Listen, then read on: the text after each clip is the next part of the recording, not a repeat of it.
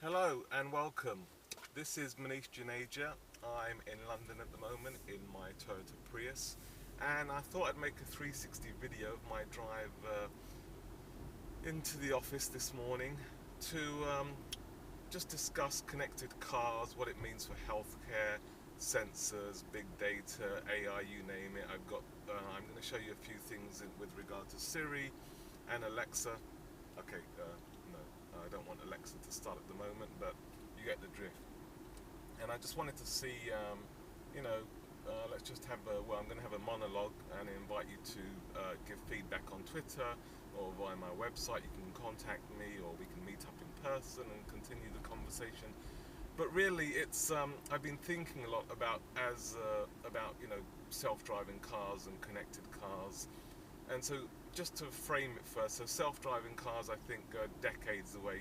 They might claim that they're a few years away in terms of arriving, but in reality it's several decades before we see mass adoption of self-driving cars, to be honest. So in the meantime, if we're going to continue to have to drive, and there's a risk of accidents, of course, and human error, can things like Siri and Alexa help? Or are they going to cause us to be more distracted? You can see how many hazards there are. I've got people walking across the street. I've got lorries and buses and all kinds of people. So, urban driving tends to be you have to be quite defensive given the way you've got so many different hazards around you, and people get quite aggressive at the wheel. So, is this going to make it worse by having Alexa? So let's just say, for example, if I'm saying to Alexa, tell me a joke. One time I played football in a chicken coop. It was fun, but there were too many fouls. Okay, a pretty bad joke, but again, I've got to look out for the chap crossing the road, and I'm trying to remember what I should be saying to Alexa as a voice command, what's going to work with a special skill. If we think about healthcare, there's one called Alexa, open my nurse bot.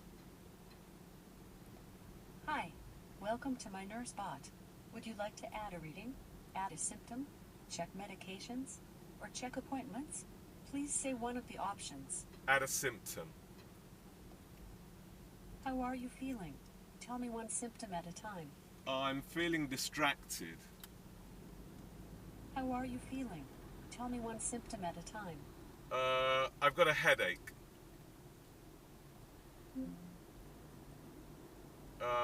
Where did that go? Alexa, open my nurse bot. Hi, welcome to my nurse bot. Would you like to add a reading, add a symptom, check medications, or check appointments? Please say one of the options. Add a symptom. How are you feeling? Tell me one symptom at a time. Pain. Is high correct? No.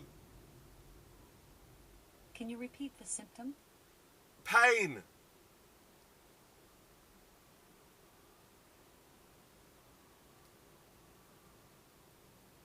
Is dying correct? I said pain. No, it's not correct. Can you repeat the symptom? Pain. Is pain correct? Yes. Anything else? Yes. Anger. Something went wrong.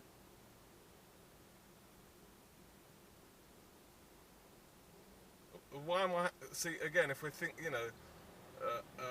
think about you're in an urban environment, you're driving, maybe you're thinking in the future, one day these cars can monitor your symptoms and ask you how you're feeling. I mean, it's quite challenging, Okay, let's see. You've got all these silly people trying to drive like lunatics as well to be aware of. And the cyclists, you've got to be conscious of them, and then you're trying to remember about. So let's try that again. Alexa, open my nurse bot. Hi, welcome to my nurse bot. Would you like to add a reading? Yes. Add a symptom, check medications, or check appointments? Please say one of the options. Add a symptom. How are you feeling? Tell me one symptom at a time. Sad. Is Is bad correct? I said sad. No. Is bad correct? No. Can you repeat the symptom? Okay, Alexa, stop. See you later. So one of the problems, obviously, is I'm using an Echo Dot, the small one. It does, and this was designed for the home environment. It wasn't necessarily designed for use in the car. I'm using it in the car. So if people are going to integrate Alexa into cars, they're going to have to use different hardware, different microphones, different signal processing to take into account you've got all this background noise, right? So, you know, that's just highlighting what people would have to do. But even if they could make all that work, the cognitive load of having to have a conversation with this device and its impact on your state of mind. In fact, there's a cyclist there. Should I be more concerned about paying attention as a cyclist turning right at this roundabout in front of me, or actually trying to remember how to pronounce a certain Alexa skill and ensuring I continue in that conversation with it? I think it is quite dangerous to, you know, if they just ported Alexa straight into cars. So they'd have to do it in a certain way. In terms of also, look at the responses, right? It's really interesting. I was thinking, how might this technology of these virtual assistants be useful as we drive? So if I, for example, say to Alexa, I'm scared. Sorry, I can't find the answer to the question I heard. Alexa, I'm scared. I'm sorry you're feeling scared. If you think this is an emergency or there's an immediate threat, please dial 911 from your phone. Remember, I'm using a US spec Echo, hence it's saying 911, even though I'm in London. If you use the UK spec Echo, then it would basically say 999 and have a British accent. Now also, look at how Siri responds. Hey Siri, I'm scared. I didn't use that properly.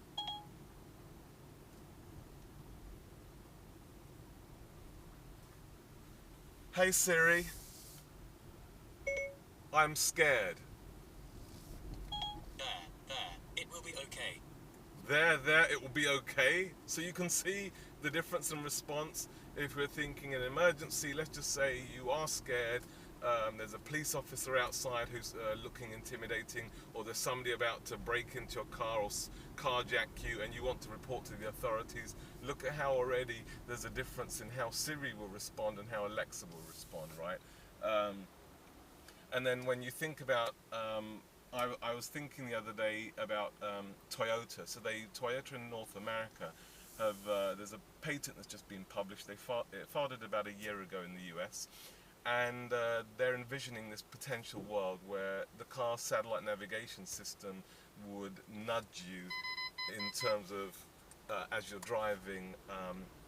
So one of the examples they give is the car would read the information from your wearable, how much you've slept, how much you've walked, etc., your health status.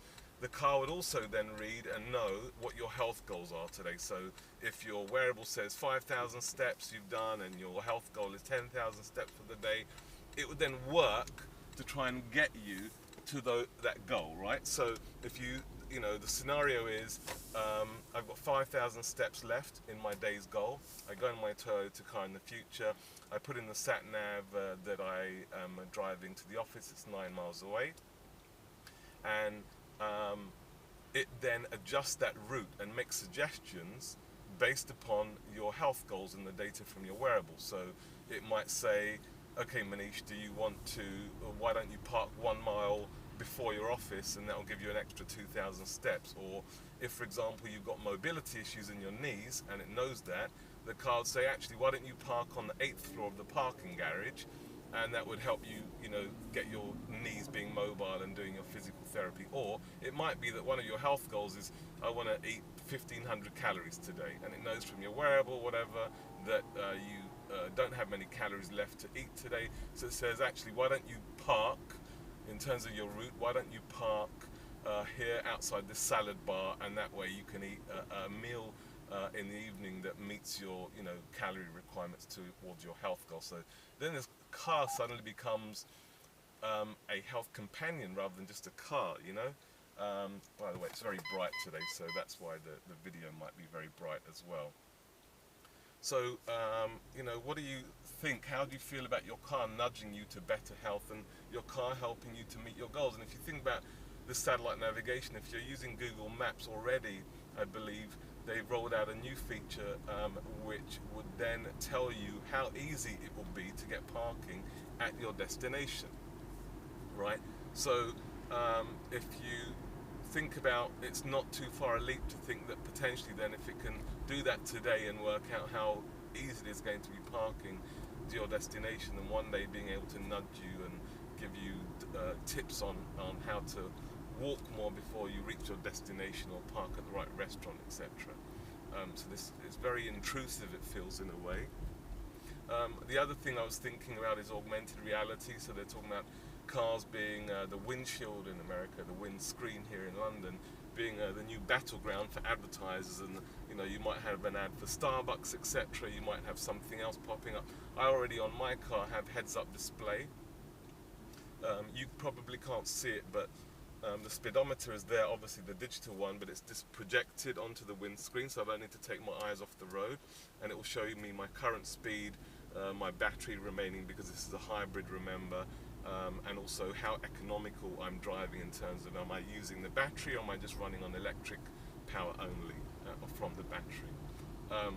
So again, do we want our windscreen full up of all sorts of things? And you know, there's already so many hazards, and I'm just curious what your thoughts are on this in terms of connected cars and connected health.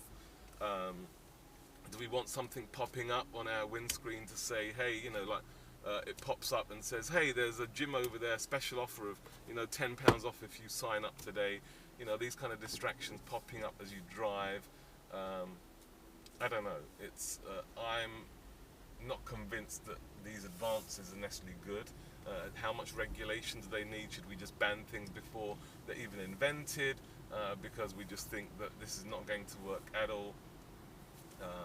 By the way, now I'm just driving through Old Street, so this is a sort of the new tech area of London, and you have a lot of startups here.